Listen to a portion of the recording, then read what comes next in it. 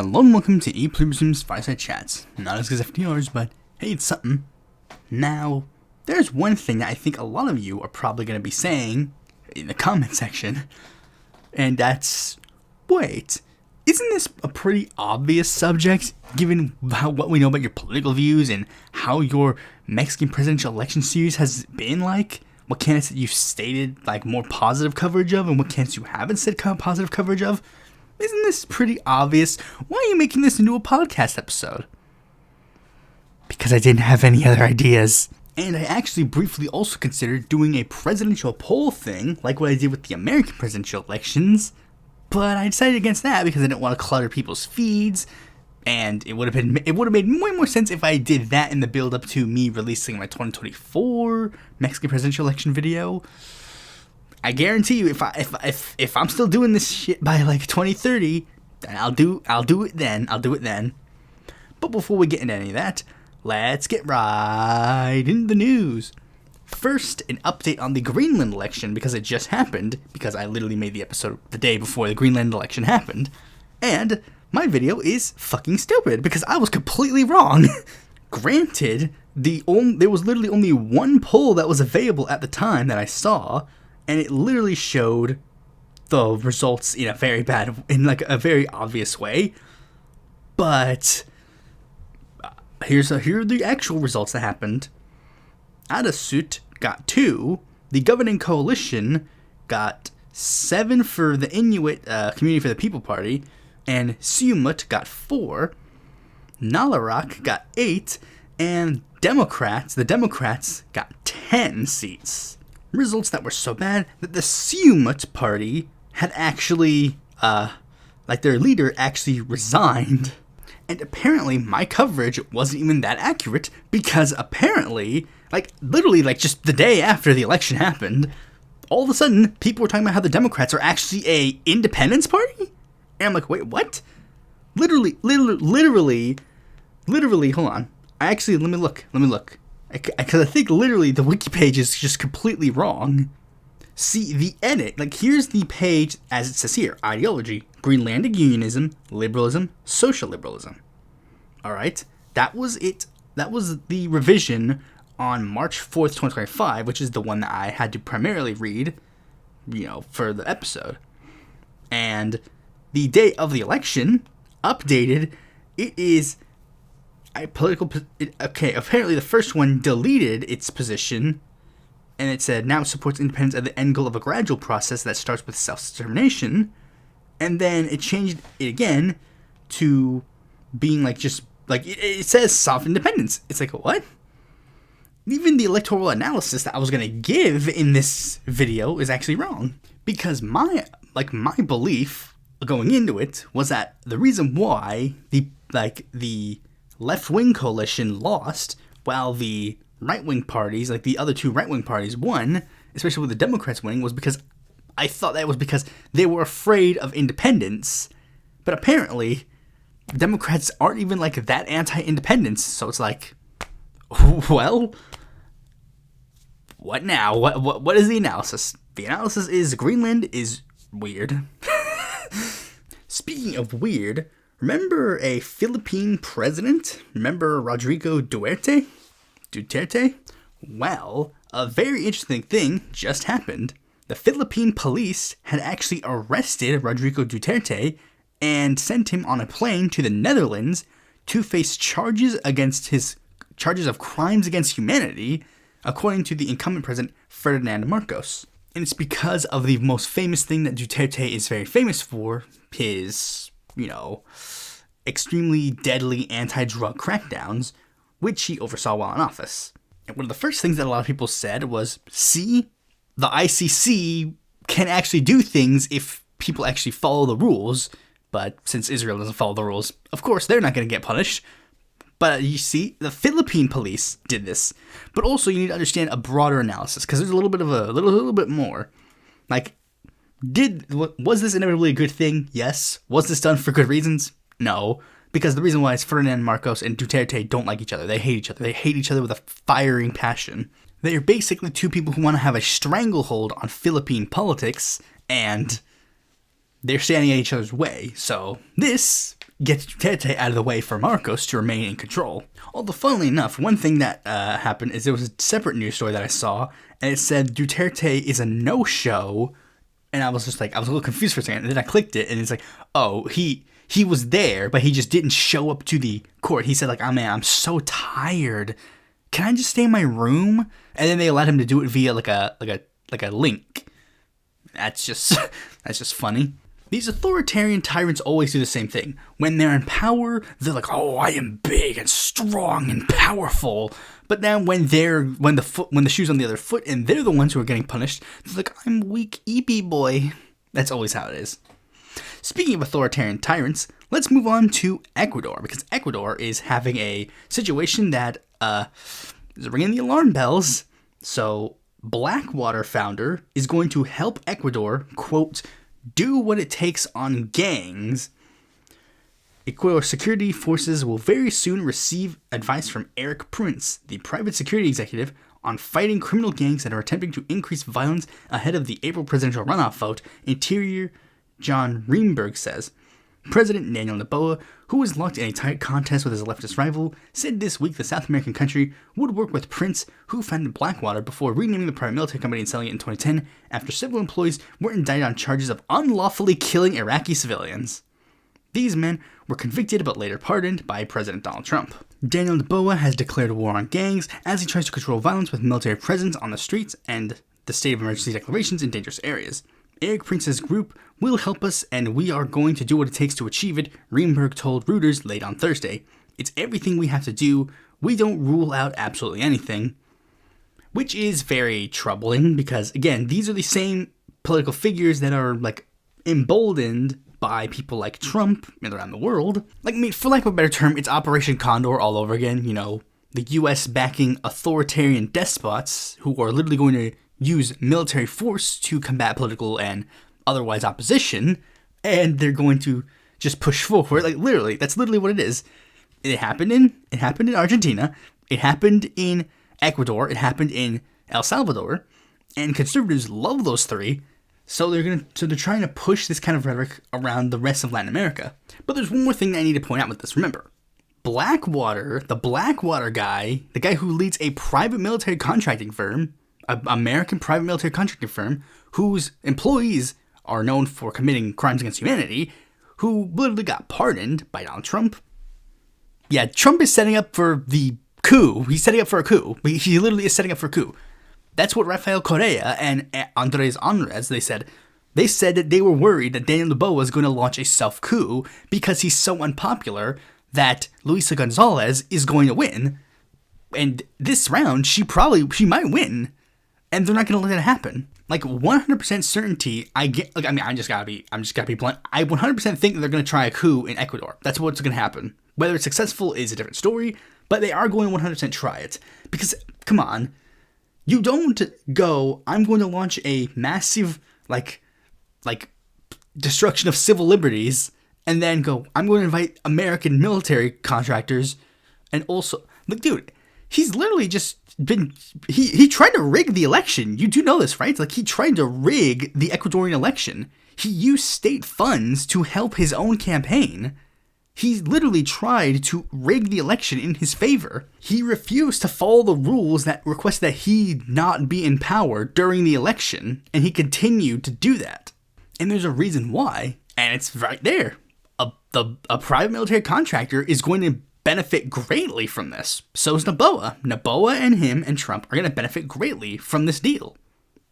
Ecuadorians, they're not going to benefit from this deal. They would benefit if they elected Luisa Gonzalez, because Luisa Gonzalez is trying to implement the policies of Rafael Correa. Rafael Correa implemented policies that made Ecuador the safest nation in Latin America during his tenure. Literally, this is an objective fact. Like, that's one of the big things that I don't understand about conservatives and reactionaries in general. It's like, they're like, tough on crime. Noboa is tough on crime, and crime is out of control. Rafael Correa was, quote-unquote, soft on crime, and crime didn't exist. Like, literally, the numbers dropped massively during his tenure. And that's why Noboa doesn't want them to win. Because if he can't use, because he's not using it for any altruistic reasons. He's doing it because it's a boogeyman. Same thing with Nayib Bukele. Nayib Bukele claimed, like, oh, I'm going after drug people. And now the country is basically 100% under his control. And you want to know why they're doing that? Relates to the next story. Because America wants to do the same thing to us. Because right now, you've probably seen the stories by this point, the arrest of Mahmoud Khalil, a pro-Palestinian activist who was, like, a Palestinian activist who was, a former Columbia University grad student. Like he was a very prominent part of the protest. I guess I didn't know his name because I guess it's more like you don't really like get like famous like, oh, I led this protest. That's not what you do at protests. But like we've all probably seen this. We've all seen the stories. We've all seen this already. It's very fucked up in a lot of senses. So long and short of it is he was arrested because allegedly he was pro-terrorist. There was no evidence of him being pro-terrorist. Not a single piece of evidence has ever been shown. He was just arrested, taken away from his pregnant wife. There's video of it that happened. I'll say a little bit more about that in a second. Just because there's like a one tiny tidbit that I think is just like kind of extremely fucking like. But he was taken in, and then he was literally just like they took him in, and then they're like, yeah, Mahmoud, we're gonna get rid of you we're gonna take away your student visa, and then we're gonna transport you away. And then he says he was not on a student visa. He has a green card. And then every time his lawyers called up, it was like, yeah, he has a green card. That's not a thing. Marco Rubio randomly just says, oh, we could take away green cards now. It's like, since when? And then they cite like this random fucking law from like 1780 something, and they're just like, we can do it. It says here in this like 5 million year old text that we can do this. And then for at least like a week, he disappeared. Nobody could contact him. Nobody knew where he was.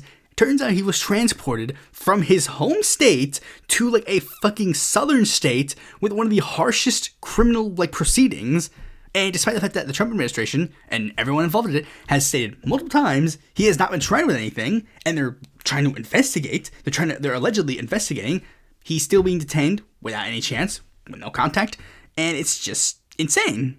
Now, to the video, there's one thing about the video that is really fucking like infuriating. It's this fucking goddamn infuriating. And it's one thing that is it's very fucking interesting and fucking strange. Okay, so it's like a lot of people already commented about this, but I'm commenting about it in a different perspective. Okay, so the video shows him being arrested, and he's being arrested by plainclothes ICE officers, and they're taking him away. And one of the people is wearing a fucking Marvel shirt, like literally just wearing like a fucking Avenger shirt when he's dragging this guy away. Like yeah, fuck your constitutional rights. I love Marvel. Like, and on one end, it's people say it's like hilarious because like fat fucking old man has a fucking comic book character shirt when he's arresting someone. That's fucking like lols. But also, this is another thing because it's irony, it's ironic sense in this. You know anything about Marvel, you know that Marvel is literally one of the furthest left mainstream comic book industries ever. Like of the big two, they're the more left-leaning like books.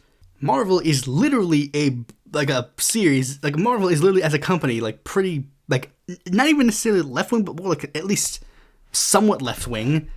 I mean, some of their main comics are about like racism, sexism, homophobia and stuff. They've always been the woke ones. But seeing that, like, it really irked me on another level. Because, for those who don't know, there is a Marvel show going on right now called Daredevil Born Again. Spoilers for the show if you have not seen it. But in the show, there is a literal plot line about how plainclothes officers are corrupt. There is literally a episode where a character is in an interaction with a plainclothes officer, and the plainclothes officers are like corrupt as shit, and they're like shown to be in the wrong. And then the guy who, I don't know if he watched the show, but I'm just saying, the guy wears the merch of the company that made that, and is literally doing the thing that the show is denouncing. But there's actually more depressing parts about similar things regarding this. So, it turns out, court docs revealed that Citibank froze nonprofits' accounts on the request of the FBI. So it says, recently disclosed court documents reveal that Citibank froze the accounts of several nonprofit organizations and state agencies in February in response to directives from multiple federal entities. These include the FBI, which cited credible information of potential criminal violations, the Environmental Protection Agency, whose administration called for the immediate return for grant funds, the EPA General Inspector General, which had launched an investigation into the Greenhouse Gas Reduction Fund program, and the Treasury Department, which instructed Citibank to act pursuant to these directives. The FBI told Citibank that these groups were involved in potential criminal violations, including conspiracy to defraud the United States, which, guys, it's literally just Trump saying the thing that it's Trump doing the things that he said he was going to do. He's turning the legal system against his political enemies. That's what's happening. And they want to go even further, because Elon Musk and a bunch of other like right-wing fascist idiots have went so far as to be like, Act Blue needs to be investigated because of alleged allegations of terrorism supported. Like, they support terrorism because I guess they have a brown person on the site, so, ooh, scary. It's like, guys, guys, I'm sorry. This is what I voted against. I can't really be like, I can't really act that surprised, because it's just like, guys, Trump said he was going to do this. He's doing it. Like, what else do you want me to say? What else do you want me to say? Man, those news stories are depressing. Let's move on to something that'll lift our spirits. How about a death? Raúl Grijalva has died at the age of 77 due to complications of his cancer. Guys, don't fucking lie. That is the more positive news. For those who don't know who Raúl Grijalva is, Raúl Grijalva was one of the most left-wing... He's a pretty prominent progressive Democrat in the United States House of Representatives. He was the first of two representatives to endorse Bernie Sanders in 2016. I think he was the first. Keith Ellison might have been the first. I don't remember. It was basically one after the other. Like one did it, and then like a couple of days later, immediately the other one did. He was one of the first incumbents to join Justice Democrats. He was the co-chair of the Progressive Caucus for a little bit. He was the first member of the House of Representatives that I technically endorsed when I had my fucking like website where it's like, I endorse people. Like, he was like one of the first people he was the first one I did it to, because like, Raúl Grijalva, he's progressive Hispanic like me. Like, I mean, literally, I think at the time that he joined Justice Democrats, he was regarded as literally the most left-wing Democrat in the House. Although, granted, I think that was because of GovTrack, and I don't really like a lot of these organizations. I don't really trust in regards to their analysis. Last year's screw up video I talked about like fucking vote views like shenanigans, and I'm sure that a lot of you probably want to see like a big spiel about like, oh man, it's so sad, it's so sad, we've lost a massive fighter and all this blah blah blah. And it's like, guys, I'm sorry, I'm not in the mood. Like, I mean, Grijalva, he was fine, yeah. I mean, he definitely did a lot of good things. He did a lot of good votes, and he has a place in history, obviously. He'd probably rank high on, like, good representatives, but, like, he also endorsed Warren in 2020, so it's like, I kind of started, like, not really caring that much about him in that time, and it's not like the Dems really lost a vote. Raúl Grijalva hasn't showed up to, like, a vote multiple times in the most recent term. He was kind of running on fumes, to be fair. I mean, he stayed in office when he was like dying of cancer, so it's like, aren't we like a term limits kind of gang? Are we like, don't we like hate like old Democrats now? Like, fuck old people who are Democrats. Like, I mean, go away. Aren't we like that now? Huh? And I saw the same thing again, where Track APAC, like, I gotta be real. A slight tangent, but I think Track APAC is starting to like dry my patience, because like on one end, they're like, oh, everybody who accepts Israeli money is bad and gross, and they include Raúl Grijalva in that, because Raúl Grijalva accepted money from J Street, but then magically, Raúl Grijalva dies, magically he gets the magic green square that says that he's the best, one of the best. And it's like, really? But if you want actual bright side in this pretty much guarantees that if she chooses to run, Adelita Grijalva will win the seat, daughter of Raúl Grijalva, and that means Daniel Hernandez Jr. won't get into the race. Well, he might get in the race, but, it would be kind of tactless to be like, haha, woman whose dad just died, I'm going to run against you so that you can't continue his legacy. It's like, that'd be pretty tactless, to be fair. The reason why I hate Hernandez is because he's a Zionist, so, yeah.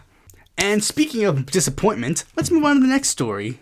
the government shutdown that won't be happening because, well, 10 Democrats decided to give Trump exactly what he wanted. A tale as old as time has officially began again.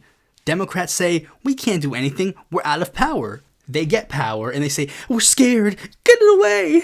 I mean, I don't know exactly like if the final vote breakdown has happened yet, but like most people expect that this is just going to be how the vote total will be like forever. Like it was first there was a procedural vote, and then there was a vote where I guess they had to vote on amendments, and then I think they have to send that to Trump, and then Trump gets to like say yes or no, and then he sends that back to them, and then they vote yes or no on it.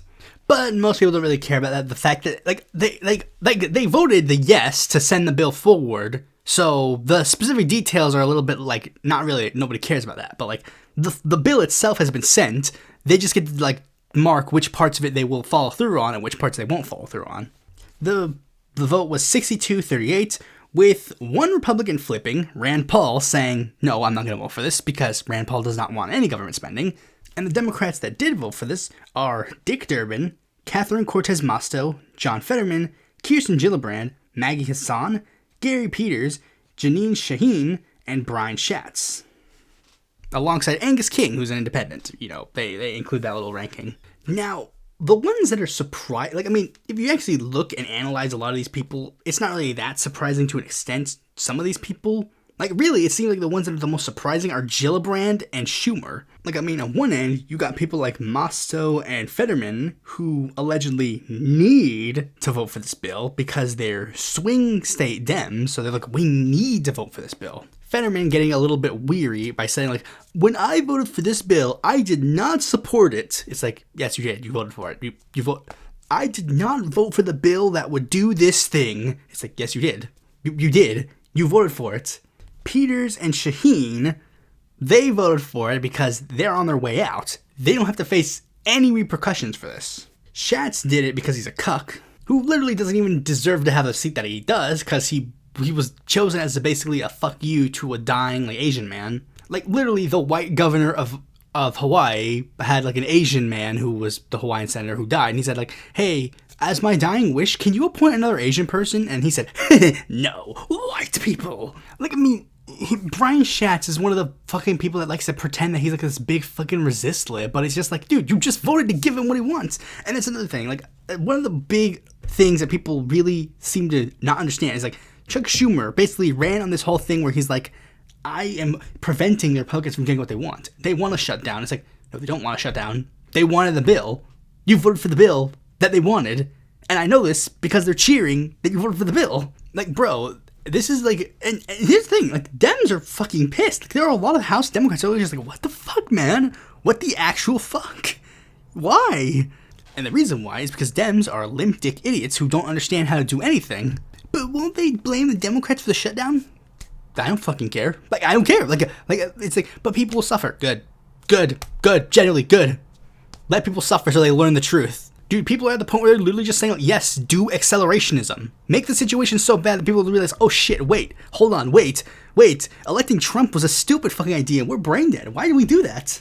I'm sure there's probably technically truth in like the same, like, oh, well, they would be able to cherry pick what can and can't get funded because during a shutdown. And yeah, maybe. But it's like, guys, you're in a lose-lose situation. You're fucking losers. You're losers. You guys don't know how to do jack shit. But hey, Dems are getting so pissed that they're just like, bro, they're scorched earth at this point. I don't care. The Dem party's gotta burn. It's gotta go. It's not helping. It's controlled opposition, and you're stupid.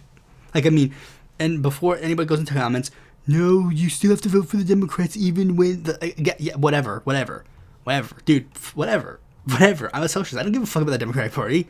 I'm like scorched earth. I'm literally saying, I literally do not think there's going to be a next election. I don't think that there's going to be anything. I think we're doomed. I think America's going down the toilet, and I'm just sitting here watching the fire. But anyways, let's move on to the last stories. And they're both going to be related to copyright, because I keep getting copyright-related news in my feed now, and I'm like, oh shit, this is actually interesting. And I would love to cover more of it. So, currently, both of them are related to AI, because AI is going through this huge problem because they keep doing blatant copyright infringement and doing blatant stealing of other people's work to train their AIs. Despite the fact that the copyright system is very clear. They keep pretending that it's somehow different in their sense. They get to do whatever they want because, again, the copyright system is not at all consistent. People in charge, people who are rich, they can do copyright infringement as much as they want. But if I did it, oh, forgive me, oh no. Like, literally, like, listen, like, Meta has admitted to torrenting a ton of pirated books to train its AI. Again, blatant piracy. They blatantly admitted that they are torrenting things, which is piracy, which is illegally downloading books. That's the literal definition of piracy. And that they're using those copyrighted books to train their AI models. And the courts are just like, hey, you can't do that.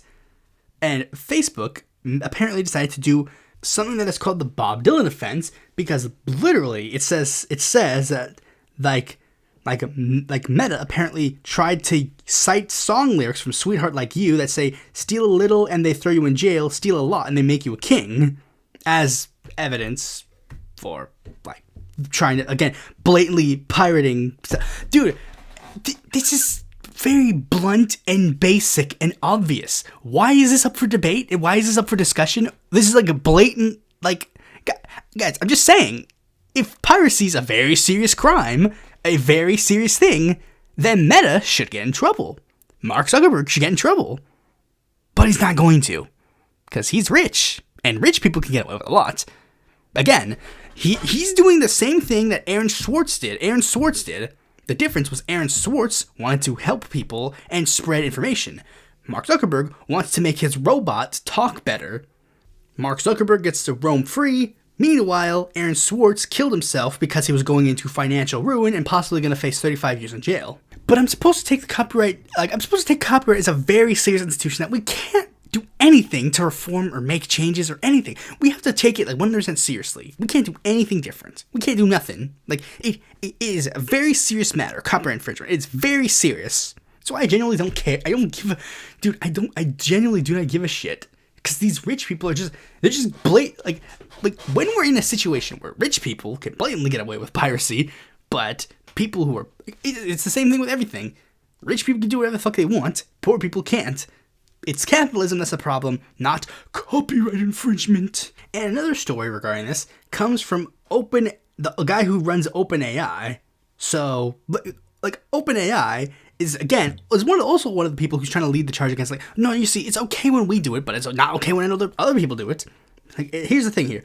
OpenAI is hoping that Donald Trump's AI action plan, due out this July, will settle copyright debates regarding AI training fair use, paving the way for AI companies' unfettered access to training data that OpenAI claims is critical to defeat China in the AI race.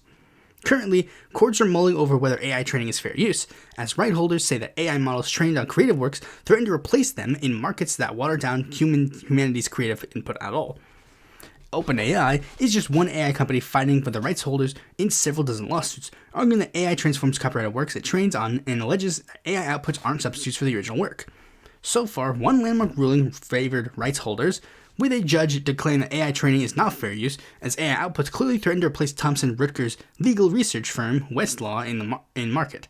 It says, and he says here, quote, OpenAI models are trained to not replicate works for consumption by the public. Instead, they learn from the works and extract patterns, linguistic structures, and contextual insights. This means our AI model training aligns with the core objectives of copyright and fair use doctrine, using existing works to create something that is wholly new and different without eroding commercial value of those existing works. Bullshit. Going so far as to say that if they don't rule in his favor, then the AI race is over. Okay, dude, you chose to start your AI startup in a country with fucked up copyright laws.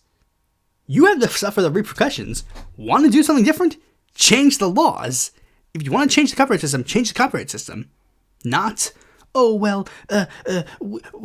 again, he's just doing the same thing that he wants to do, like all other billionaires want to do. They want to be, like, rules for thee, not for we.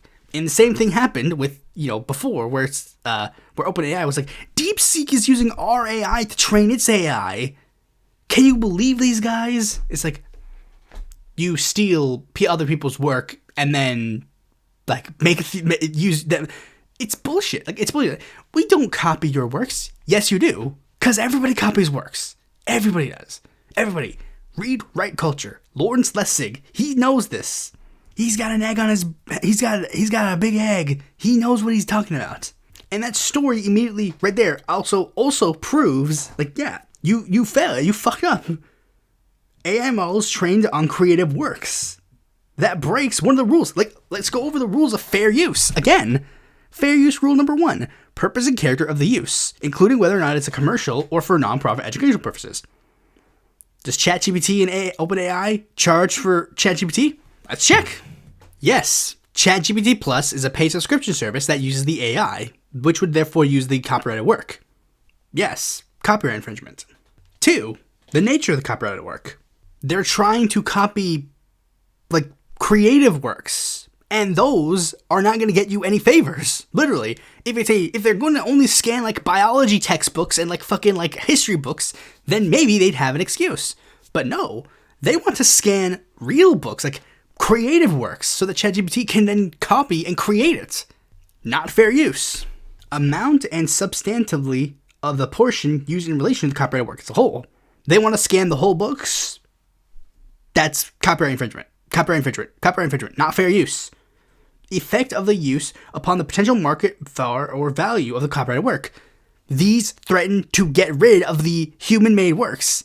This is not fair use. Bro, as I'm saying this out, I might actually make a fucking YouTube short explaining this, because it's just like, it's so blatantly, obviously not fair use. So it's the same thing. Surface level analysis, like, fair use. It's not fair use. You're committing blatant copyright infringement. And in the current system we have now, you deserve to be punished. If you want to change that system, that's a different story. But, well, I mean, it's not a different story. You'll still get punished if you break the rules. Aaron Swartz got punished. But if you actually want to change the rules, then that's one thing. That you can do that. You can do things to try and change the rules. But no, they don't want to actually make the world fair. They don't want to actually do anything that benefits people. They want to benefit their own bottom dollars. So they want to keep the rules as it is, but they just want to make a specific exception for them so that they can get away and do copyright infringement and you can't. Fuck these AI bros. They suck. Now with that out of the way, let's move on to the main topic of this episode. We're going to be talking about who I would have voted for in every single Mexican presidential election post-1917. Because that's where my expertise lies. And also because of probably some vague rules about, oh, well, that one isn't a fair system, but this one was a fair system. Yeah, whatever. I could have still done those ones, but, like, again, this is where my expertise lies, really. I mean, I just gotta be real. I'm one of those guys that doesn't like looking like, I don't know. I guess I just like modern history better than fucking, like old people history, like those people who are obsessed with, like, oh, let's talk about the, like, Roman Colosseum. It's like, really, like, really, you give a shit about the Roman Colosseum? Like, really? I like more modern history, because with modern history you can actually, like, you can actually, like, draw a line from there to here. Like, literally, it's like, wow, events from this part led to this. Like, when you go back so far, it's like, you're gonna have to draw a lot more lines. You're gonna have to, like, make a lot of leaps and bounds. But a lot of things, especially this, you can draw, like, direct links from here to there. In the Mexican context, like, you can literally draw lines directly from one side to the next. Like, from revolution to now. You can. It's actually really easy. I mean, it's not just, like, a Mexico thing. Like, I mean, even, like, in America, I don't like going, like, too far back in American history, really, if I ever, like, do, like, research or, like, go into deep dives about it. I don't really go that I don't go that far. I go, like, I guess it's probably because, like, I did too much of that in school. I broadly just like, I guess broadly I like the progressive era onwards, or maybe the populist era onwards. Civil War era, maybe. Like, I mean, I don't know. Like, that's beside the point. In this video, I'm going to tell you every single Mexican presidential candidate in every single election year that I would have voted for. Even though, again, I said in the beginning of this episode, it's kind of obvious, if you know me, you know how I've done my video series. But, you know, let's just do it anyways, because, again, I didn't have a topic. Alright, starting off in the 1917 election, there were 3 people who were running, and only one of them actually wanted to run. if I remember correctly. I think Carranza was the only one who wanted to run, and the other two were draft campaigns. I know Obregon was at the very least a draft campaign, but I don't remember if second place was that. But anyways, in that election cycle, I would have voted for Alvaro Obregon, and it has nothing to do with anything about. I really just it has more to do with his future political career, much more less than it has to do with the past. Because I mean, there's I guess I could also explain there's a lot of drama in regards to the fucking Mexican presidential not Mexican presidential but the Mexican revolution drama where it's everybody was literally just fighting as a battle for convenience and they all just had their own fucking goals and agendas. And in the next cycle, 1920, I would have also voted for Alvaro Obregon because he was in the Laborist Party, which is a social democratic party in Mexico. That was cool. That was pretty cool. Social democracy immediately after a revolution? Normally you have to wait years before social democracy even takes hold in the country. Now you get to do that immediately. That's pretty based. Also, disability rights, because he doesn't have a hand. The 1924 election is the first, was the first formal test of Mexican democracy. Was it? Kind of, but not really. Depending on your interpretation, it was either this election or 4 elections down. 4 or 5, I don't know. It really depends on who you ask. And then even then, it's for how long? Okay, so in this one is actually very interesting just because of one small little factor. And that's the fact that apparently Pancho Villa was floated as a potential presidential candidate. He, basically after the revolution, he was just kind of man, I'm bored. I want to do something. And he thought, hey, maybe I want to enter politics. And then Alvaro Obregón and Plutarco Elias Calles decided to kill Pancho Villa before he had a chance to do that. And I would have voted for Plutarco Elias Calles after Pancho Villa died. If Pancho Villa ran, I probably would have voted for him. But with Plutarco Elias Calles, social democrat. I know he's kind of cringe, but I typically don't like to not vote. And even though, again, this is a hypothetical scenario, I could just say no. I just can say I don't want to vote for anybody. But I genuinely don't like the idea of not voting. I'm a plebeian, and I only have a small amount of power. And that's why would I give away the one small amount of power I have? Alright, so 1928. There's really no other option except for Alvaro Obregón. He killed the other 2 people in charge, so not like I can pick anybody else. But, people wanted revenge, so they got him too. So 1 year later, we had to hold another presidential election, 1929. And in that election cycle, I would have voted for the Communist Party candidate, Pedro Rodriguez Triana. Because, even when I was just a lowly social democrat, it's not like there were any other options in the race. There was Plutarco Elias Calles' fucking puppet, and then there was Jose Vasconcelos, who literally invented racism to end racism. Literally, it's fucking funny. I didn't even mention. Did I mention that in the video? I don't remember if I did. But for those who don't know, Jose Vasconcelos created this idea called the cosmic race, which I think is still prevalent in Mexico to this day. Because I think I remember my dad said something similar to that, although in a joking sense, where he said, when God made people, I don't know if I could say that joke, but the joke ended with he said he basically said when God was cooking humans, when he created white people, he left them out, he took them out too early. When he created black people, I think you know where that part of the joke goes. And then when he pulled out Mexicans, they were cooked to perfection. I'm not sure if that joke was related to that. But I'm pretty sure that is a common thing. Especially in Latin America, Mexicans see themselves as they are the superior. They are better. They see the other Latinos as inferior in some capacity. The Uruguayans are too close to the colonizers. The Guatemalans might be too indigenous, but they're just right because they're the perfect mix.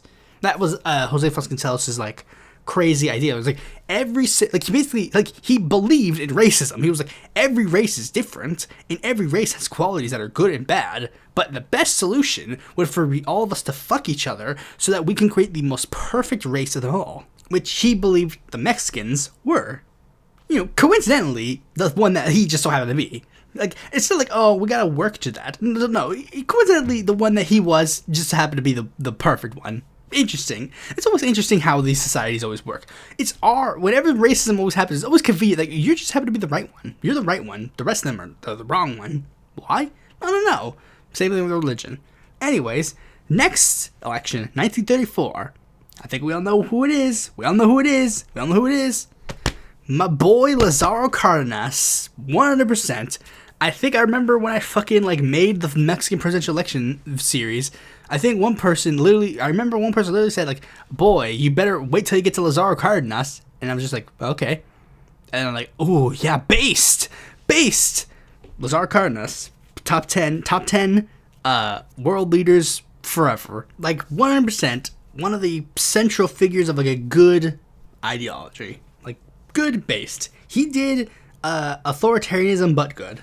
Granted, it wasn't his fault, but he was shoved into being calling him an authoritarian is kind of like a stretch because he did push for Mexican democracy, but literally he was given the position of like an authoritarian dictator of like being like I got all the senators. He had Literally, it's just like, man, the guy dictators want to be, that do good things. I don't think they want to be that. I think they just want the power. But, Cárdenas, he did good things, based. In 1940, candidate in question is Manuel Avila Camacho. Granted, again, I don't have any other options. It's either him or the fascist. Juan Andreu Almazan literally was a fascist. Just unequivocally a fascist. You read his wiki and it's like, oh boy, he's actually cringe fascist L ratio. Camacho wasn't the best, but he wasn't the worst either. The next one, 1946, is where it gets slightly concerning because we don't really have that many good options here. I think one of the candidates is a fascist. I think one of the candidates is just an American puppet, and the last one is Miguel Alemán Valdez, who kind of started the slow descent of the PRI becoming a authoritarian neoliberal capitalist party. But unfortunately, he's probably the one that I would support. I'm just saying. Unfortunately, not much. Not a lot of other options.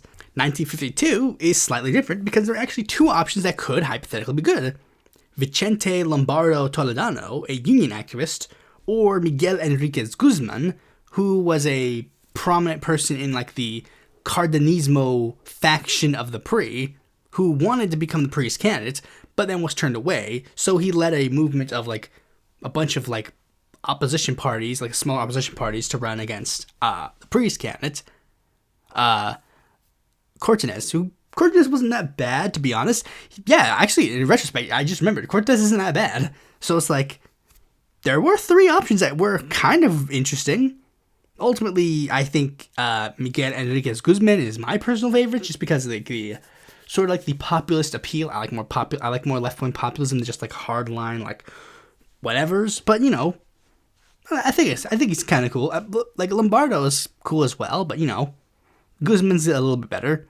1958, we have the first election where fusion voting is a major thing, and this is where I'm going to start getting into a little bit of some of my trickeries, especially with this section, because this section is where we don't really have that many good options. Although granted, Adolfo Lopez Mateos isn't that bad either. Though granted, he was kind of I'm gonna do it just to piss you guys off. But, I mean, I would probably have voted for him, but I would have done it on the popular socialist line, because in Mexico they have fusion voting, and you can cross out the bubble on the one that is specifically the one you like. So, for this one, I would have voted for him on the popular socialist line. Now, 1964 is where it gets a little bit more complicated, because I actually am not sure. Because if you remember what I said earlier, I'm not really a fan of not voting. But in this particular election, it's really hard, because I don't get to do a hypothetical funny, haha, third party, protest vote or whatever.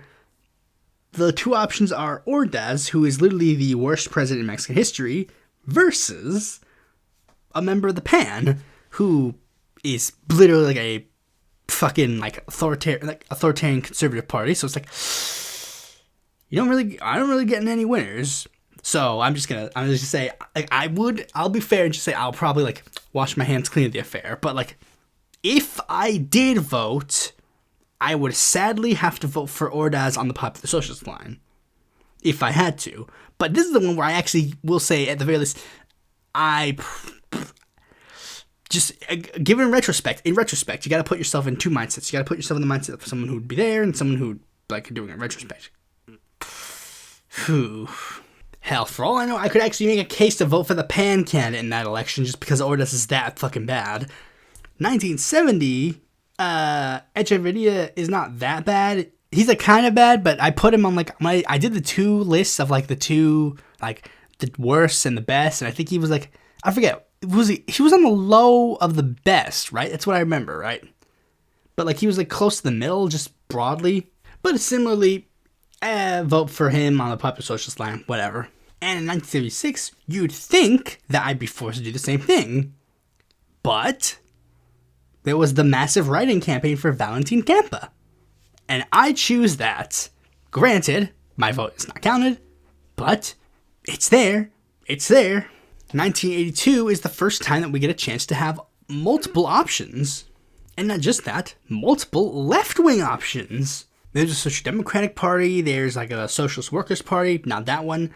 There's the Revolutionary Workers' Party, which is a Trotskyist party with Rosario Ibarra, who was one of the first, I think the first candidate in Mexican history to openly support gay rights.